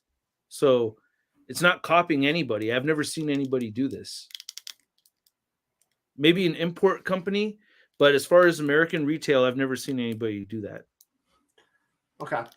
So Brooke asks, what figures did you study to achieve the pop and swappability without dependence on heating? Motu Origins, Mythic Legions. Who did you find does this one? Well, Marvel Legends Build-A-Figures was the reference for how much tension I wanted there to be when taking the figures apart. So I wanted them to be rigid enough to where, you're not going to have arms drooping downward and stuff because you have this interchangeable shoulder. Yeah, I hate that. I mean, these stay really well. Like you just saw me pop them off a minute ago. They work. So we wanted to make sure that there was going to be enough tension and strength there so that it could hold its arm up, but we wanted it to have that force of a Build-A-Figure when taking apart a Build-A-Figure, because those are meant to be taken apart and put back together again. So that was the reference for that. But yeah, there's no real retailer that has this feature with the interchangeable parts, or the interchangeable waist thing with the added articulation right here. Like I haven't seen anybody really do this, like as far as American retail goes. So we did have to get into some new territory. There's some things that we couldn't reference because we hadn't really seen anybody really do some of these things that we've done before, or at least that's how this stuff happens. Like there weren't always butterfly joints. Someone had to look at it and go, oh, hey, you know what? If we do this and we call them, and then they say, we'll call them butterfly joints. And now multiple companies use the butterfly joint. Right. I do want to ask about, so you talked about, and I've heard you mention it, the different ethnicities. Mm-hmm. When you were thinking about that, and I know this would have been, it sounds like you started this already, but did you look and read anything about Sunman and how Motu brought the Sunman line in? And listen, when I was doing those reviews, there were people that you can clearly tell that they're a little racist. And it's kind of like, oh, they got to be woke. And it's like, here's the story, which I've referenced in the reviews. Mm-hmm. Go look at what she did. This lady went to the store, realized her son was black. They're a black family. There was no figures that represented them. She created a line, but she didn't create a line of black figures. She created a line where everyone was represented. Mm-hmm. And I think, and to me, like hearing the story, I think it's an amazing story. I tell everyone, hey, you need to go watch it. But did you watch any of that, or did you reference any of that, or see anything like that makes a lot of sense? And I'd love to do something like that. Probably the same motivation, but I wasn't aware of it. So the motivation is coming from the same place, but I didn't know the whole backstory. And I have a son, man. But I didn't know that that's like, oh yeah, where the concept came from and everything. I just thought it was a cool figure. So oh yeah, go like when you have a second, they have like 15-minute interviews with her, and that's exactly what she says. Like, it was not her son so much her that noticed, hey, there's no figures that represent us. And she created the whole line, which I love the fact that Mattel and Motu asked them to be part of their line and created the figures. But when you look at all their original figures, like I said, it's not just a bunch of black characters to represent them. There's Asian, there's Latino, there's white, black, obviously. And it's like, this is awesome. And this is back in the 80s when she did it. Nice. Yeah. So, and it's great that someone looked at it and wasn't like, well, we need to represent us. It was like, no, it needs to represent everyone. So, I mean, I absolutely love that idea. That's exactly what I wanted it to be. I wanted it to be all of us in there. Yeah. And I'm mixed race myself. I was, my dad's white, my mom is Latina. So I thought, it's like, from my point of view, and I grew up in a neighborhood where we had like a lot of different races on the street I grew up on. I thought it would be cool to just incorporate that in my own figure line.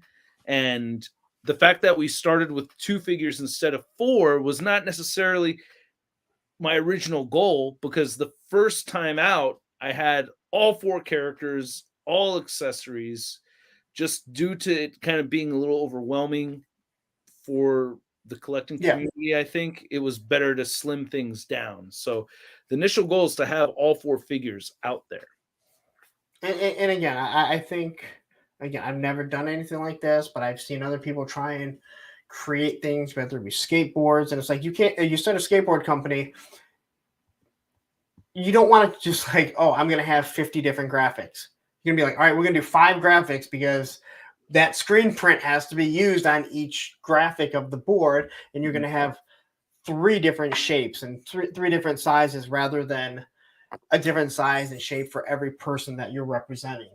I just want to make one more point too, is that these are going to be molded in different color plastic. Also, that's like a very important thing that I want people to understand, is that my conversations with the factory have been very specific. I don't want I don't want the Eon flesh tone and then paint it over with the African American skin tone. I want each of them to be molded in their own plastic, which is a more expensive process. I like that, because it's not painting them over. They're really their own color, and then you don't have to worry about something getting scuffed off. And you're right, it does sound like it's going to cost more, but then you don't have, and sorry if you are a fan of this company, you don't have something like Super 7 Ultimates G.I. Joes where they don't paint the face, and he pretty much just says, hey, you know what? Oh, well, you're out of luck. No. Like, I hate that. So let's talk about the size really quick. So these are like 6.5 inches tall, right? Right. They're closer to 6 3/4 inches. Hey, we got 2 more backers. I'm sorry to interrupt you. Oh, we got 2 more backers, and I just got to hit the Infinity Gauntlet for each one. So,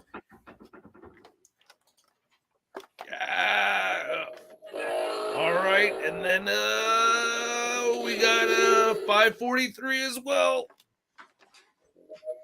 All right, thank you very much.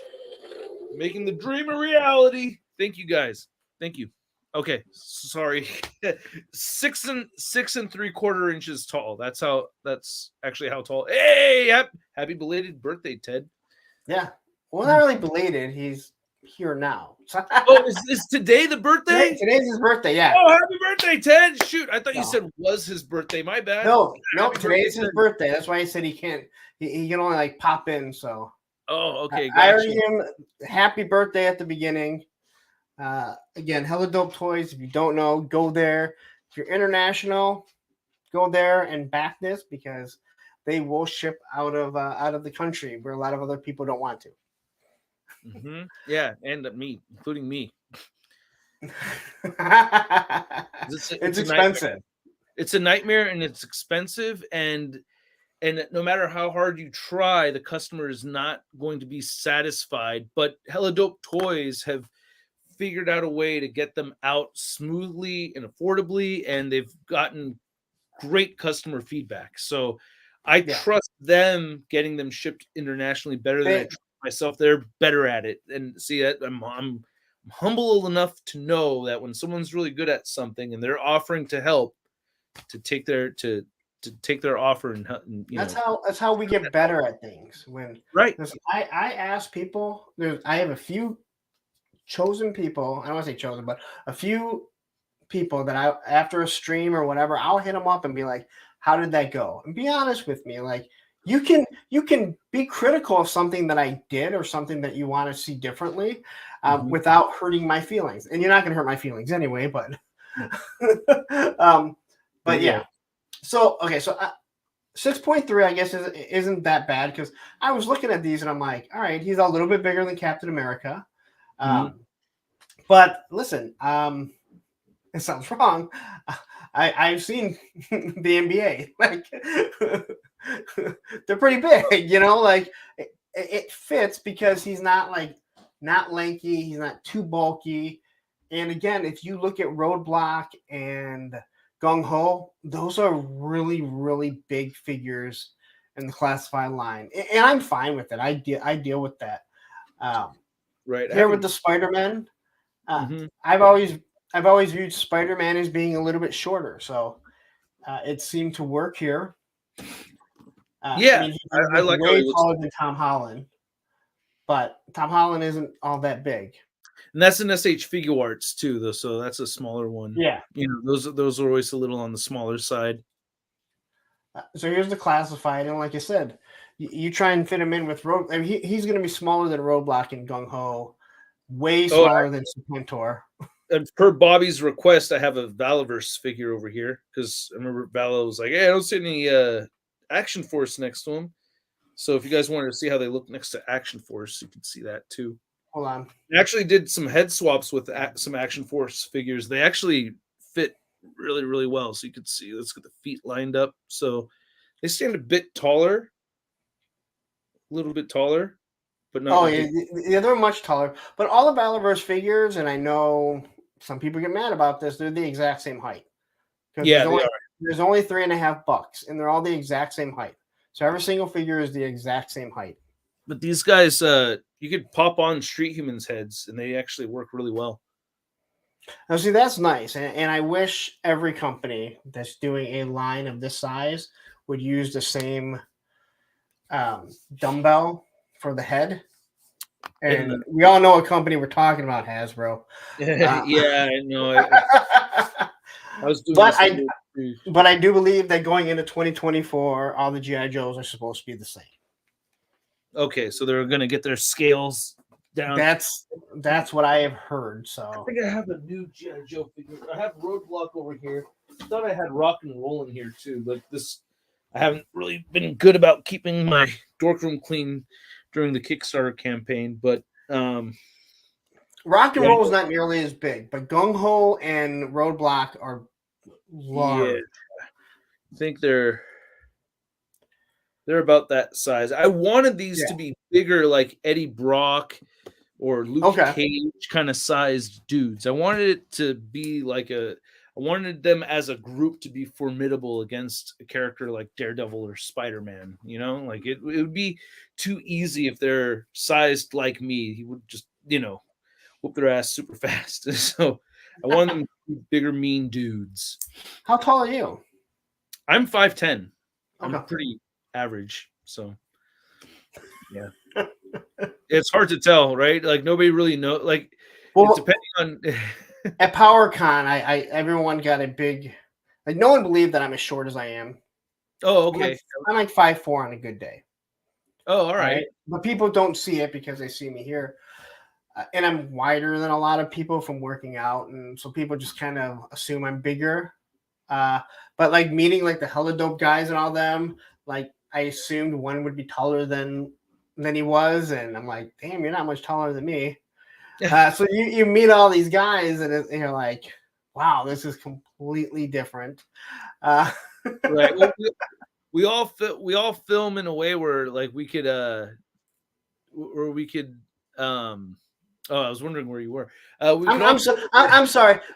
Sometimes when you're a one-on-one and you have someone full screen, you kind of forget that everyone else is watching, because if it was just like him and I like talking, I don't need to be looking at myself. So I just right. realized, I'm like, oh Yeah. my god, wait a minute, I'm not this guy's like, I brought him on and I'm just like, here you are. Yeah. Well, it's cool. It's cool. But yeah, it's funny because everybody, kind of shoot like our eye line is, you go for that top third. So Yeah, everybody kind of shoots for being at eye level. So it's like I get it a lot, like especially taller dudes are always like, man, you're way shorter than I thought you would be. Like, well, because I'm talking to you at your eye line. You, and yes. and for really tall guys, they're not used to running into other people that are as tall as them. So I didn't know Dan Larson was so damn tall. yeah, he's a very tall guy. Yeah. Dan Larson's very tall. Because Yeah, you only see him like by himself. So I yeah. see him at PowerCon, and I'm just walking around, and I was wearing a shirt from my local toy store that he saw that they got a toy in first, Mm. and he called them. He's like, "Can you ship it?" And there's like, "Yeah, I'll ship it to you." And so he remembered, and so when he saw it, and we talked, and I'm like, I didn't realize you're so damn. I mean, everyone's taller than me, but I didn't realize. And then you see him on Paul's Con, and he's standing next to Lenny, and he's making Lenny look short. Lenny's pretty tall too. Yeah, Lenny's pretty tall also. But He yeah, said he's only like 6 foot, but I'm calling BS. sounds about yeah. Maybe yeah, sounds about right to me. I don't know. He's a big guy. Like he's. Yeah, Hold yeah. on. I gotta Oh get yeah, me for 1 Laser second. Pants is hella tall too. Yeah, I saw Laser Pants. He's pretty tall. He's at least. I wouldn't be surprised if he was like 6'2", maybe. I don't know. But Laser Pants is pretty huge. Yeah, he's a tall guy. Hmm. You see, I mean, like, I saw Bobby there, and I didn't realize how tall Bobby was. Yeah, I always thought Bobby's like Bobby. I think I'm pretty eye line with Bobby. I feel like Bobby Uh, are like the same height. Action Fig said he's like the same height as him, like 5'11", which so I Okay, yeah. was. So that's like, which I mean, I saw him. I wish I was a little bit shorter. So Mm, yeah. again, everyone's taller than me, so I don't It's just. Yeah. All right, so I guess the last question that I have for this is, when did this whole idea come about for you? Well, the idea of trying to make figures has kind of been in my.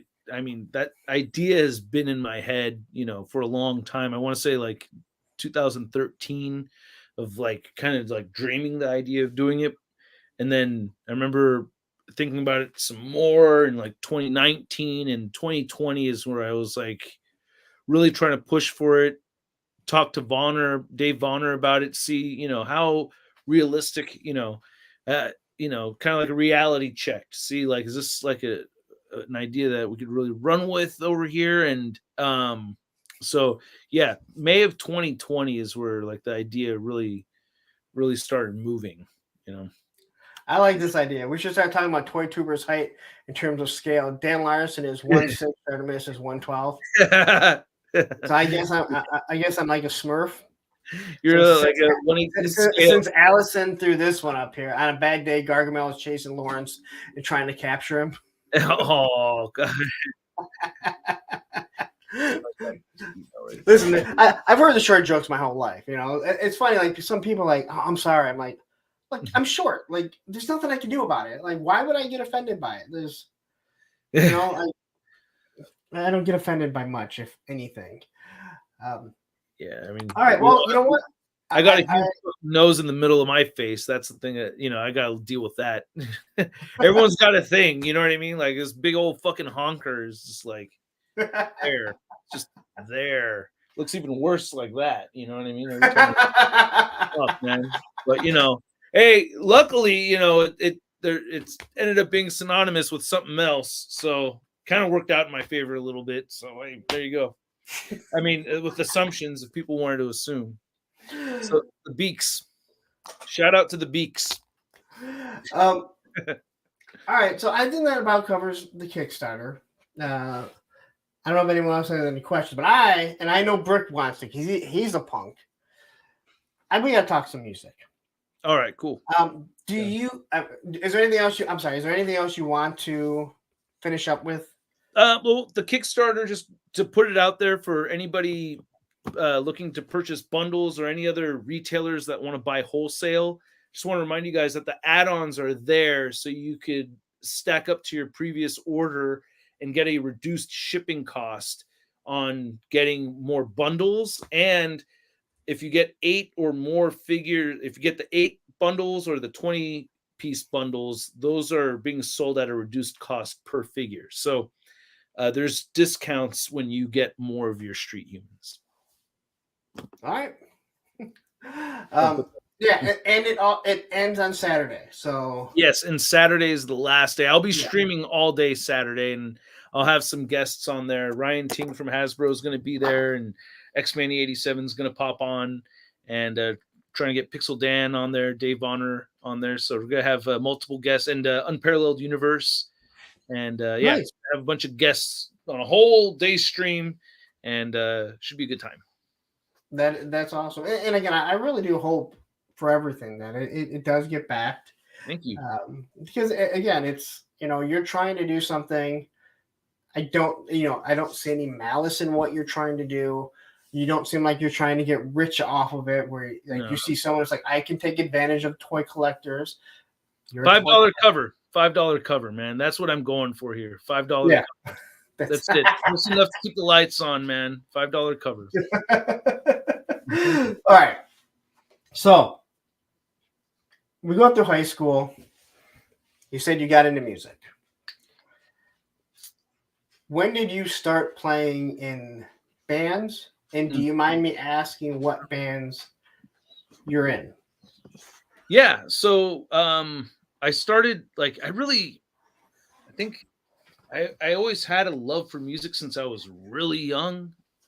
So I started taking piano lessons when I was 7 years old. And then I wanted to play drums when I was like 10, 11, or no, about 11 years old. My parents said no, but not until I was in high school. Yeah, 16, I started playing. I'm sorry, I'm kind of losing track of the question. You're asking me exactly which bands I play in now, or what was the first band? Well, no, like when you started getting into music, I assume punk just kind of grabbed you. Well, yeah. So I was into. I know musicians like a lot of types of music. Because I'm not a musician, but you guys hear things differently than the normal people. Right. I mean, I was, for a long time, whatever was on TV. But I remember Guns N' Roses was my first favorite band. So I really liked Guns N' Roses. But then shortly after that, Nirvana hit the scene and the world went crazy for grunge, and that opened the doors for punk to go mainstream. So if without that, I wouldn't have really found punk music. And you have your Green Day and Offspring, and those were the first 2 bands that I really got into. Offspring, that band, that's my favorite band, is the Offspring, which in the punk world, there's a lot of shame with being an Offspring fan. I'm biting my tongue. There's a lot of, I know. And you should. Listen, if you like it, then so be it. Because you know what?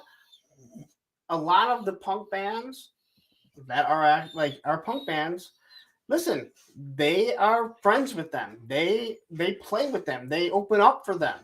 Same with Green Day, which I will never say is punk, but hey, that's a well, I mean, it gotta. I truly believe Dexter's roots came from the punk rock scene. While a lot of the yeah, songs that they make are definitely not punk rock songs, yes, like his ethics and the morals and the the the way he's handled things like has been very punk rock, with him starting Epitaph Records and signing on a lot of bands and getting some older bands on there and finding a way for records to come out in a way where maybe those bands wouldn't have been able to get records out there. They've really like helped the community. Like they've really uplifted other bands with their success. So there's definitely like the punk rock ethics in there, definitely punk rock attitude with that band. But like I mean, there's some songs that they've made that like I straight up hate, but there's like, I'm like, oh, come on, man.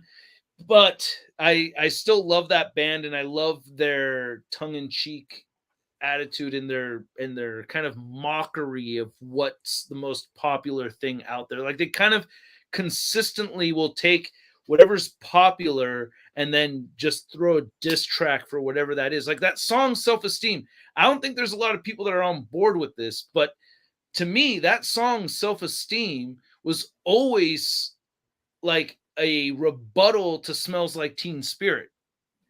It's the same riff. yeah. Da da da da da da da da da. Like that song sounds like Smells Like Teen Spirit. Smells Like Teen Spirit, or Self-Esteem. Like you could tell it was like a ripoff from that. It was inspired by that. So they do that a lot. But anyway, Offspring, like that was like the number one band I was listening to for a while. But like I didn't really, I thought they were an alternative band for a while, and Rancid was like the first band I was into that I thought was a punk band. So in my head for a long time, I saw Offspring and Green Day as alternative rock bands, and Rancid, Pennywise, Bad Religion, like those were punk bands. And then Yeah. later I kind of realized like, oh no, they're really part of the same world. Well, people will disagree on that, but then I started kind of realizing like, oh, I guess I love punk music. So but Rancid was like the first band where I was like, it gave me like the taste of like what the punk scene looked like. And not until I went to my first local show that I fell in love with it like hard. I think the first show I'd been to was like I was trying to get into this band. It was a local pop punk band called Tragedy Andy, and so the guitar player invited me to come out to their show. They were playing in a basketball auditorium, and just a carpet on the floor. Like it was all set up, but before them was this hardcore band called Lugosi, and they rocked my world, man. Like it was the first punk rock show I'd ever like really. I'd seen Offspring before, but I was at the Warfield. It was a big thing, but like it was like my first local show, and the energy, the chaos, I fell in love. Like it blew my fucking mind. I couldn't believe it. Like the singer just going out there and just mixing it up with the crowd, and the guitar player and bass player were just everywhere. The drummer was like going crazy. It like that. Yeah. And I think I really fell in love. Like when I was playing shows, the first band I was in that was playing locally was called the Sex Kittens. And we're 4 Latin guys playing punk rock. So we really stood out. And especially in the Bay Area, in the suburbs, like we're the only Latin punk rock band around. And we were like, I love those guys because those guys were like they very much had kind of very strong like punk attitude, but not just like, I don't know how to say it without like, we're dicks. Let me just say it like that. We're dicks. Oh, And listen, I mean, like, you can't be a punk rocker without having like being a little bit asshole at one point, right? So like we were kind of like, we would show up to shows and be like, let us play a song, and and we were not even on the bill for, and just show up and use all. other people's equipment and play a song or two, like at the end of their set or whatever. And there's pictures of me like just like moving in on other people's drum sets, like standing behind the drummer, like, get off your drum set. I need to play now, you know? And Do you listen to H2O by any chance? a little bit, yeah. They're Well, they're good. I'm not a huge fan. I like some of their early stuff and I like some of their music. I just can't deal with the singer who seems to be so preachy about straight edge, and I'm straight edge, so Mhm. it tells you a Oh, lot. But he used to be the roadie for Sick of It All, and the reason why they started a band was they're like they finally were like, listen, you are the worst fucking roadie in the world. You get up there and you fucking sing like before we go on, like just go start a fucking band. yeah, We're not gonna fire you because you're our boy, but go start a fucking band because you're an awful roadie. You know, like, yeah. and that's one of the ways that they started. Um, That's awesome. Yeah, but you got to have that like that presence to be willing yeah, to like really throw yourself out there. And but like the first time I played a show where there was a circle pit while I was playing drums, like it was a pretty big show. I was up on a drum riser. I'm 18 years old, and I think it like the place went nuts when we did the Misfits. We did a Misfits cover of Halloween, and the okay. place went fucking crazy. And like that was like I got to do this forever. Like I got to just do this forever. And there's we got a lot of compliments, that band. Like Well, we did pretty good. I know Bick had mentioned about Dexter from The Offspring being like a chemist or some. I know but there's a lot of really smart. The Mhm. lead singer of Bad Religion is going to be one of the smartest people you ever meet. Multiple Oh yeah, degrees. I believe he's a professor at Cornell. yeah, Uh, Greg Graffin, yeah. the lead singer of Pennywise, same thing. I Oh believe really? he's a professor somewhere. Oh, Um, not as much. I don't not as pristine of a university, but I believe he's a professor somewhere also. Yeah, these no. guys, some of these guys are super smart. And And again, when we were kids, like like you're supposed to fuck authority your whole life. yeah, Eventually, you have to pay bills. You yeah, know, yeah. That's eventually you don't live at home with mom and dad anymore. yeah. Yeah, Right. that's tough. Yeah, because I really wanted the dream to happen. So I'd done a few US tours. Like in the Bay Okay. Area, like we have a lot of people talking about, oh, like, oh yeah, man, I'm going on tour with my band. Like, oh yeah, where are you guys going? You know, we're riding all the way up California into Portland, and then we're gonna go down and play in LA and then come back up. I'm like, oh man, that's not a tour. That's like a West Coast tour. Like you're just going up and down the coast kind of thing. But like I really toured around the country, and we've Yeah. done it several times. And that was that was like a really big deal to be able to do that. And I forgot where I was going with that, with mentioning touring around. Um there's something specific I wanted to mention out of that. Um it was just like bragging around. I toured the Welcome to whole. my stream. This is exactly you tell something you're like, the fuck was I going to talk about? Yeah, I forgot what I was gonna say. No, but oh shit, what were we just saying right before that? Because you're talking about your other bands. Ah, shit. Yeah, I forgot what I wanted to So, say about that. so But what bands are you in? Like you might so yeah, so I play in a band called the Mangs. That's the okay. band that I'm in. We're as dysfunctional as a punk band is supposed to be. So we're but we since the pandemic we've actually been getting along really really well. But we're kind of like almost like the Ramones, how like the Ramones would fight with each other all the time. But we're brothers, man. Like we you know, it's all love and everything, but like we'll get into it. But lately, the last several years have been really good.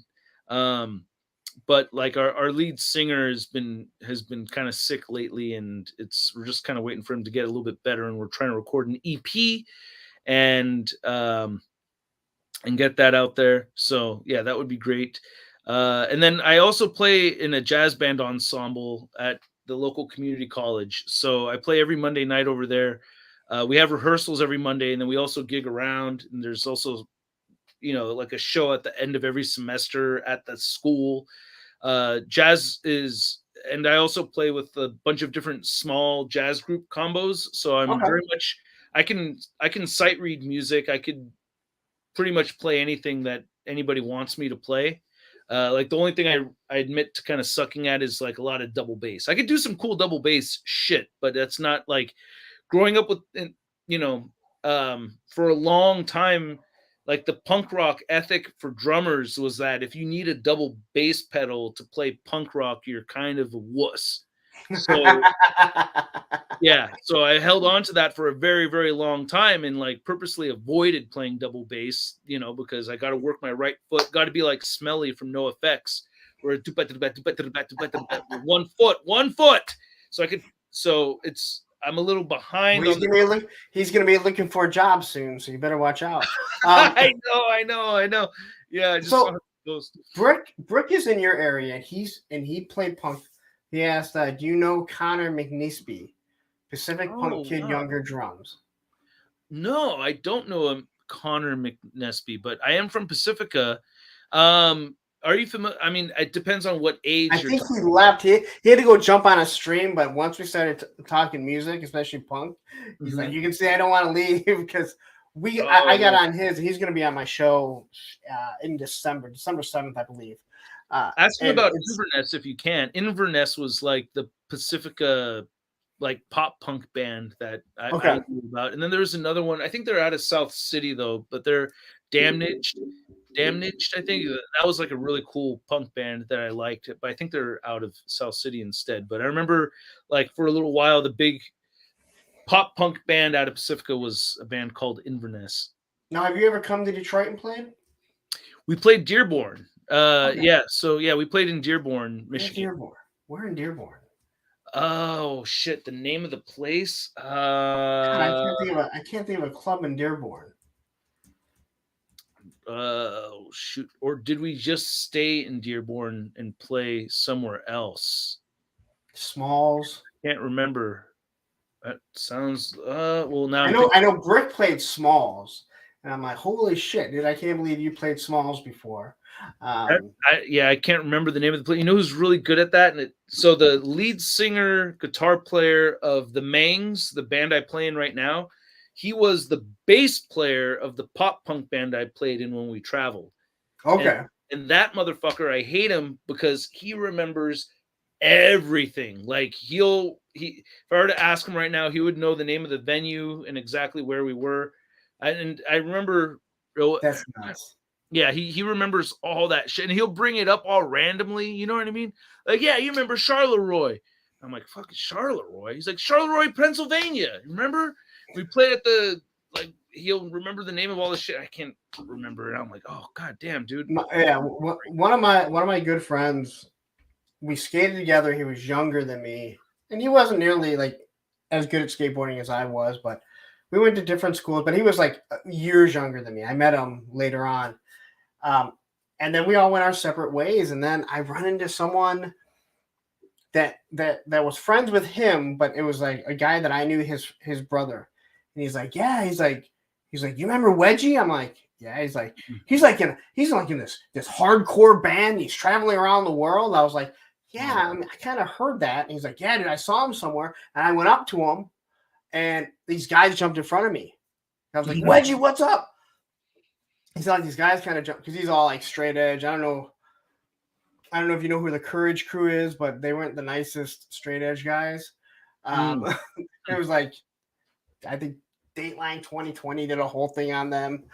Oh wow. And Wedge was like, oh no, dude, it's cool. I know who he is. And Wedge is like this really skinny guy. They just had this really gruff voice. And he sang for Dire Life's Sake.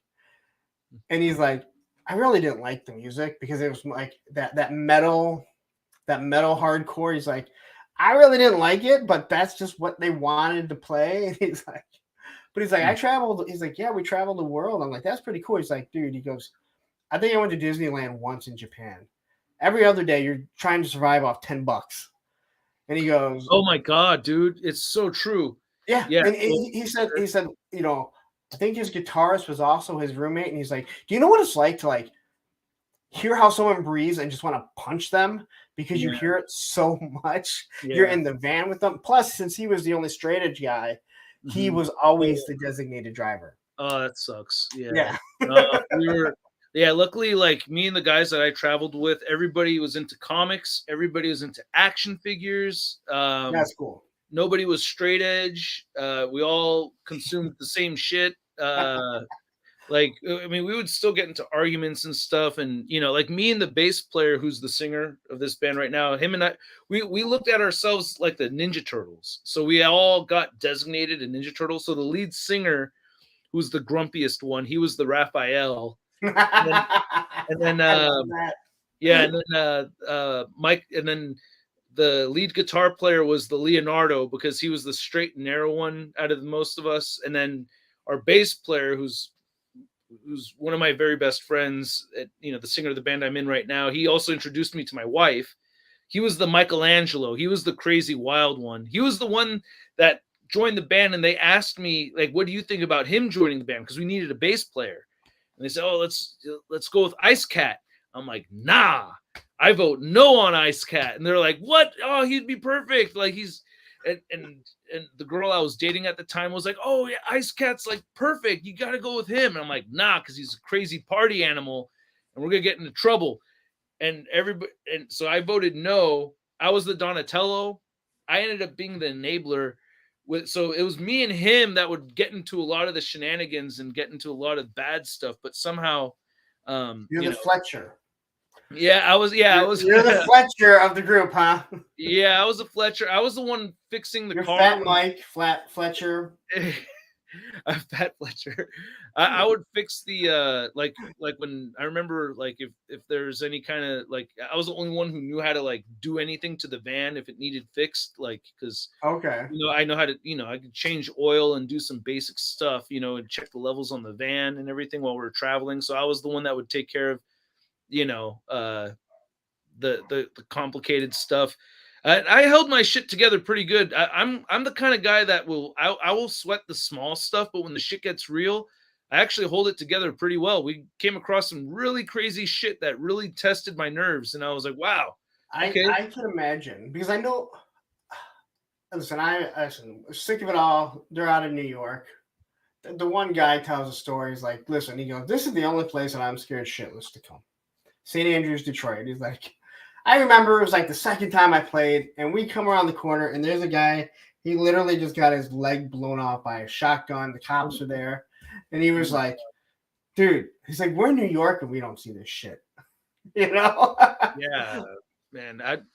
Jesus. I mean, again, like, I don't see that shit in Detroit, but I'm also not in Detroit, you know, but when I go there, I'm also not looking. But again, some of these clubs aren't in the greatest neighborhoods. No, there's a guy that got, oh man. Yeah. There's a couple of, we've lost people in our local scene. There's a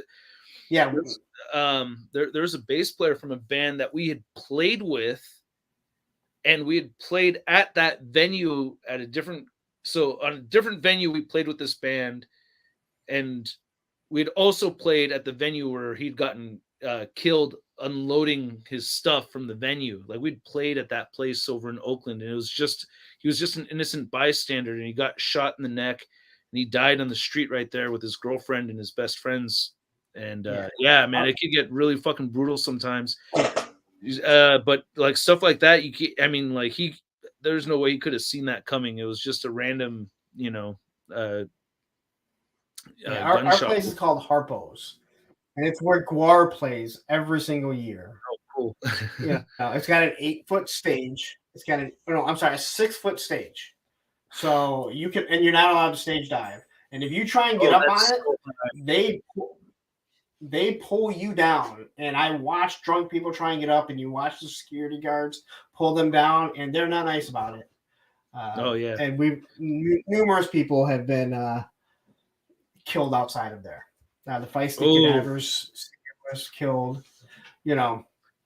Yeah. Oh man, because they went to carjacking for his like fucking Fort Temple or something.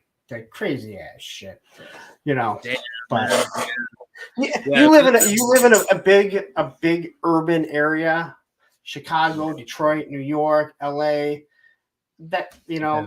that San should Francisco has some crazy ass shit too. Yeah, man. It's like in San Francisco is as nice as it could be. Like we have some areas that are just like, man. Like I remember we played this one show, and like it was like we played this underground show, and it was like it started getting late, and we could start seeing some of the the real gangsters pulling up and coming around. And I happen. remember thinking, I'm like, oh man, these guys look like legit dudes. You know what I mean?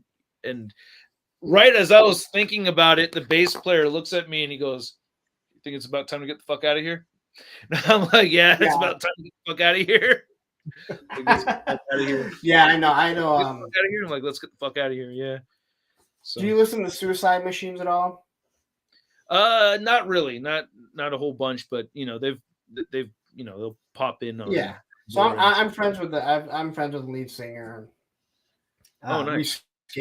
We skate together and shit. And we went skating one day, and I was asking him about another band that's very, very, they're well known here, and there's been a lot of shit that's gone down. And he was really like just kind of laying it out. He's like, I'm like, what happened to Ron? And he told me, he's like, listen, dude, he's like, I mean, everyone knows he was murdered, and they never found the guy that murdered him.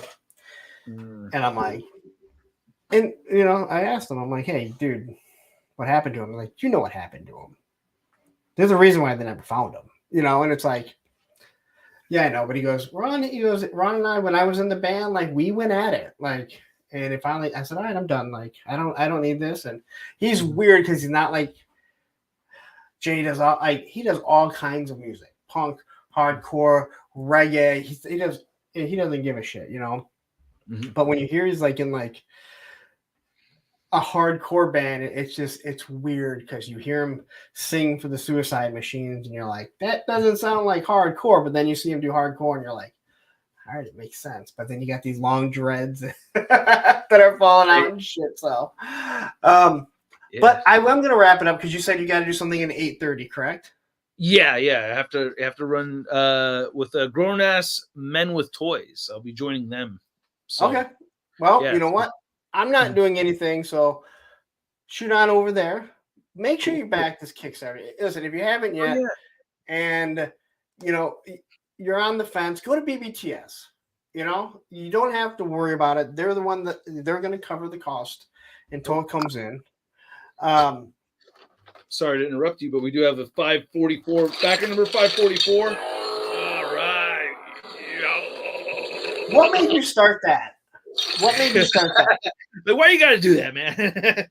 I thought it'd be fun. I don't know. It's because it's manifesting something from here into real life. So, okay, figured it'd be a fun thing to do. I mean, I will keep you forever, but I love the fact when you talked about doing the Street Humans, you're like, to me, it was like music. It was, I have to be doing something, and I'm picturing something. And I know, and again, when I really got into working out and doing different other things, I was still skateboarding a lot, but I also saw it as another form of skateboarding where you have to be focused on stuff. And I loved your reasoning for it. I love how you handle it. So where can everyone find you? Where can everyone back the Kickstarter? Actually, all the links are in the description. Oh, right on. Yeah. The Kickstarter, that's the best way to back it. So if you're thinking, I mean, if you prefer Big Bad Toy Store or Hella Dope Toys or Nerdzoic, of course, if that's your preference. But it's on Nerdzoic too. Okay, I didn't realize. Yeah, Nerdzoic as well. But the best way to do it, where we could really see those numbers come through immediately, because there's a bit of a mind game with this. People like to see the Kickstarter do well before pledging. That happens a lot. And those numbers will really show if you pledge on the Kickstarter page. And you don't get charged anything until the Kickstarter funds. And Saturday is the last day to back this project. There's all kinds of crazy possibilities over here. And I think there's going to be some really cool figures in your hands once this gets backed. And I think people are going to really enjoy them. I've been having a great time with these. I've played with a lot of figures for a long time, and I have been having an incredible time with them. They feel like import figures, and that's been the goal from the beginning, is really wanting to have import style articulation with American retail figures over here. I think that these prototypes deliver hard. So I can't wait to get, some actual final product your guys' way. And I want you guys to have fun with these too. I feel selfish. Don't let me be selfish and be the only one to play with Street Humans. Back the project so you can play with Street Humans too. All right. I'm going to let you go. All right. Now, where can everyone find you in? And then YouTube, I'm on ShartimusPrime. So I have YouTube videos, at least, normally, without a Kickstarter taking up, my entire life, I usually post 7 videos a week. So I've been trying to post consistently as possible. But yeah, my YouTube channel is called ShartimusPrime. And then make sure you pick up the latest Rancid album. It's badass. I love this. I have not got it yet, so this is my favorite of the new Rancid albums. I love this. Tomorrow Never Comes. It's a great album. They have an awesome song on there called Live Forever. That's my favorite track on it. But got to throw a shout out. Lars, the guitar player, is a action figure collector as well. Huge toy collector. Mm-hmm. Yeah, he loves collecting, and I think Lars is awesome, man. I got to meet him. I got to meet Tim, and meeting some of these bands in real life. That's like we didn't even get to talk about some of my encounters. Well, I'll tell you what, Brick wants to do a show, I think, with just punks on it. So I will reach out to you, and maybe we can set something up. We'll have 5 people that are watching, and 4 of them will be us. But hey. I got to tell you about the time the Offspring almost killed me. So I almost got killed by the Offspring. All right. And where are you going to be in 17 minutes? So Grown Ass Men with Toys. That's going to be the next live stream. So check them out over there. And we'll be doing another stream tomorrow with Nostalgia Unboxing. And then on Saturday, I will be hosting a live stream. Saturday is the last day. On your channel. On my own YouTube channel. And I'm going to have a whole bunch of guests over there. X-Manny87. Dave Bonner's going to come in. Unparalleled Universe is going to come in. Ryan from Hasbro, Ryan Ting from Hasbro is going to come in later that night. And we're going to try to rack up some other guests throughout the day as well. So Saturday, I'll be streaming all day until 1 a.m. Okay. Well, I'm going to let you go so you can get over there. So they're not going, why aren't you here? So again, thank you. And everyone else, you can catch me on Monday. I'll tell you everything, my rundown then. Have a wonderful day, and thank you again. Thanks for having me.